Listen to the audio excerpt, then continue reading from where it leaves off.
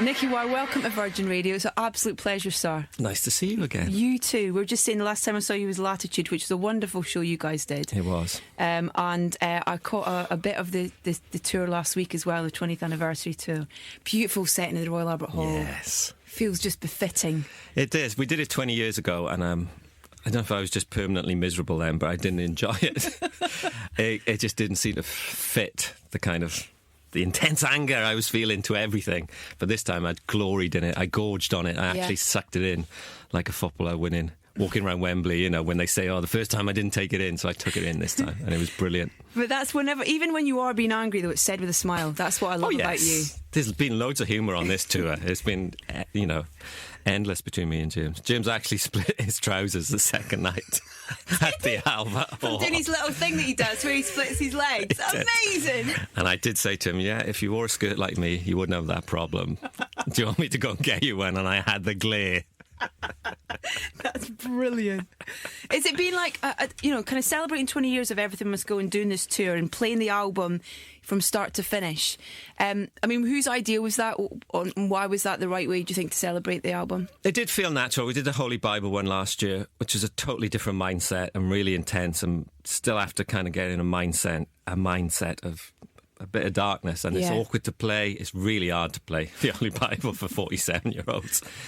And we just said after it, let's just do something a bit more celebratory with Everything Must Go this coming up. So, as usual, I made them do it, and I'm really glad we did, because we started off in Estonia, believe it or not, a few weeks ago, and went right through Europe. And the reaction's been the same every night. It's just been a kind of glorious melancholia.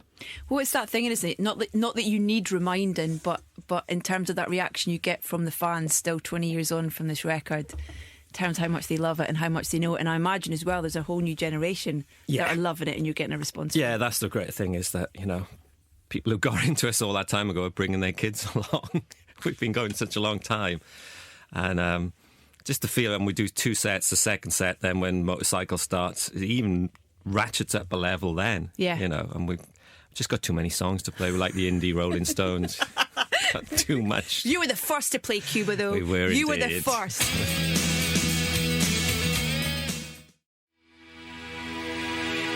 With Everything Must Go, what do you remember about, making that album and about putting it together? What are the things that are still with you? Well, the preamble was obviously pretty miserable. A couple of songs we had demoed when Richey was still around, like Small Black Flowers, which he loved. We'd sort of played No Surface or Feeling a bit, and a bit further away. And then it was just, we didn't even know those songs that we'd done would ever see the light of day. James had done a sketch of Kevin Carter, which I think Richey thought was quite interesting as well. It's like a jazz gang of 4, he thought. And then it was all just partitioned, when Richey disappeared, nothing happened for 5 months or whatever. And then luckily sent James up kind of 10 pages of Design for Life, and he edited down to 10 lines. Wow. And sang it down the phone to me. Said it's like Phil Spector and Ennio Morricone with a bit of R.E.M., I always remember him saying. And he literally played it down the phone to me. He went, "Is it Wire? This is it." And I must admit, I thought, God, he could be right. So that's the song that made us... Everything else kind of shaped around Design for Life. And recording with Mike Hedges in the Chateau in France was just one of the most glorious times of our lives, really.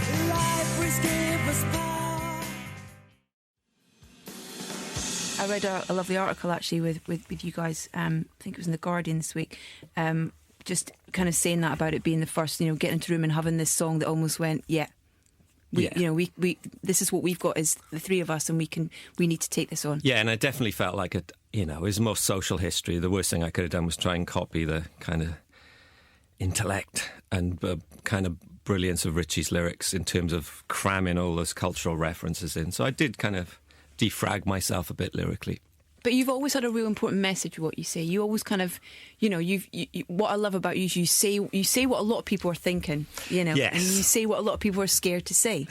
Whether Are you calling me Donald Trump? I am. You've got got much better hair than Donald Trump. That is start. true. We're a really good hair band, actually. You We're are, the yeah. only band who's got no baldies or anything. And there was patches. an old picture of Sean as well, not that long ago, and he's got a good head of hair. He's got amazing hair, Sean. I love running my fingers through Sean's hair. He used to look like Helena Bonham Carter when he was young. But yeah, no, you are right. And I do, but back to the lyrics, that just thinking back, people kind of categorised our era as quite a sort of musically conservative time, you know, if pop, whatever you want to call it. Yeah. But we were always outside it. And lyrically, it certainly wasn't conservative. To get a lyric like Design for Life that the whole country bought into, you know, you just don't hear any lyrics like that anymore. You know, the charts are utterly devoid of anything that is not to do with love or sex, basically. Yeah. Or money. Yeah. So I think actually people had very open ears. I mean, some of the lyrics on Small Black Flowers, this album has sold like 1 million copies in a year. It's just the darkest lyrics ever in rock history, and yet you had couples swaying to these lyrics at our gigs and stuff. So I'm really, really proud of that, the way that our lyrical integrity kind of shone through that period, I think. Yeah. I was really kind of refreshed to see like PJ Harvey's album go to number one. Because for me, she's one person who you know, she says something. She's got something to say of importance, and she always finds an angle. I think it's really important when you've been around a while that you come from a different. You know, each album has to seem like not a total reinvention, but like you said, that you've got something to say. That, you know, who kind of road trips on this one, or investigative journalism. Yeah, you know, it's just you've got to. You can't expect people just to be interested in you from your last record. I think you've always got to try and stimulate. Are you thinking about the next record? Well, I'm thinking about it. I mean, this was supposed to be our summer off, and we ended up doing a reissue and doing a football song for the Welsh squad and doing a massive tour. So, yeah, I think we've got this innate, just sheer bloody mind in us to just work, really. Well, there's just, I mean, that chemistry between you on stage as well, you know, that kind of, you feel part of it watching it. That's the wonderful thing that not every band kind of manages to achieve. I don't think there's many bands that just can pull that off anymore, because they don't, as a rule, they meet at music college rather than at primary school like we did, you know. We were in the same class from the age of 4.5, me and James. So that's 43 years, and I still speak to him every day. Pretty unnatural. That's amazing. Really. That's lovely. There's a film in that. There is a film. There's a film in that for sure. A special relationship.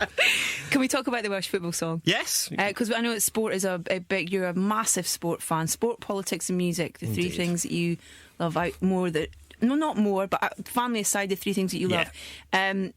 I mean, I'm, you know, Scotland. We're just rubbish. You're not rubbish. You're in a really hard group, and it just didn't quite get there. I mean, I can't remember the last time we actually qualified for anything. It was. Oh, the ladies are going to qualify for the Euro 2017. It's better than nothing. So I'm going to try and find a Scottish band to write a song for the ladies. Well, you should do. Which I think would be a good thing. Plenty of Scottish talent out there. Yeah, I think so. But how did it come about? What was for the Welsh song? It's a bit of a bucket list, to be honest. I mean, you can't moan. We haven't qualified since 58, so count your blessings. And we've had, well, a few times we've been knocked out by some very dodgy decisions by Scotland at playoffs, actually, that stopped us, Joe Jordan. Which features in the song.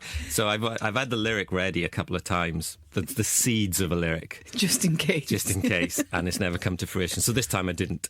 But then when we qualified, me and James just got together and actually said initially, let's just see if it tests as a Manic song. If it's as good, if it could fit on a Manics album, then we can, you know, run with the idea, which we did.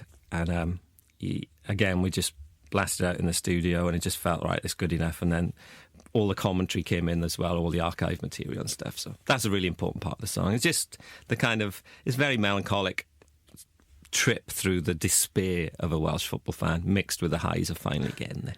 Yeah. Like every other Manic song, basically. Have you played it live yet? We're going to do it at the Liberty Stadium when the last date of the Everything Must Go tour. Oh, fantastic. So we're doing it in fireworks. We tempted to do it a couple of times. Start and finish, bookend. We were going to do it in Scotland. We thought it might go down better, but half the song is about Joe Jordan, so we thought not. Not a good idea. Chris Coleman's men have freed Welsh football from this. I'd love to kind of get a sort of bit of a taste of either what you're listening to now or what's still influencing you. If you could pick there's a couple of things you'd like us to play. The last record I've really been obsessed with, in a complete way, is Bill Ryder Jones.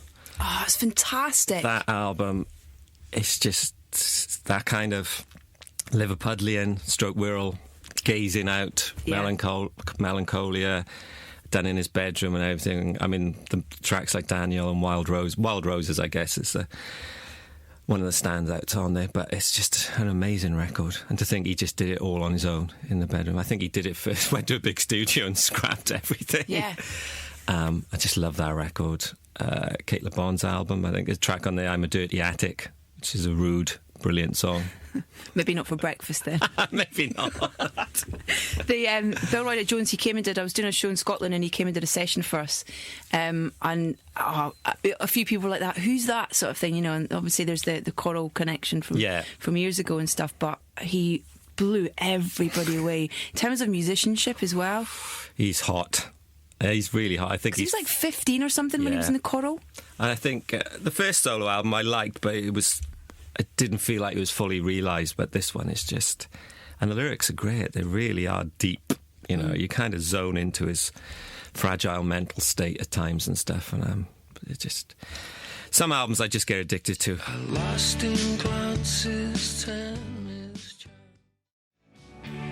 How do you discover stuff? Do you listen to the radio? Do you go online? Yeah, just like I've always done, really. Listening, reading. My daughter, you know. How old is she? She got me into Bring Me the Horizon. Did she? She did, yeah. That's brilliant. Which I went to see them and they were amazing live, you know. Yeah. I was actually quite frightened.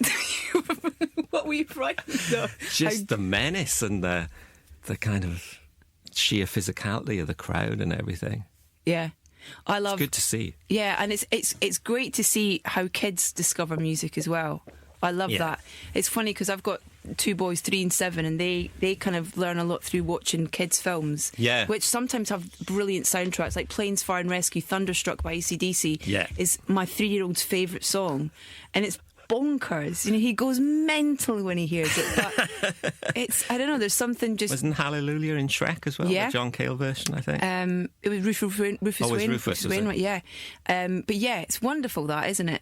It is. Yeah. And, unfortunately, she doesn't like my MSPpedia at all. I am the ultimate embarrassing dad.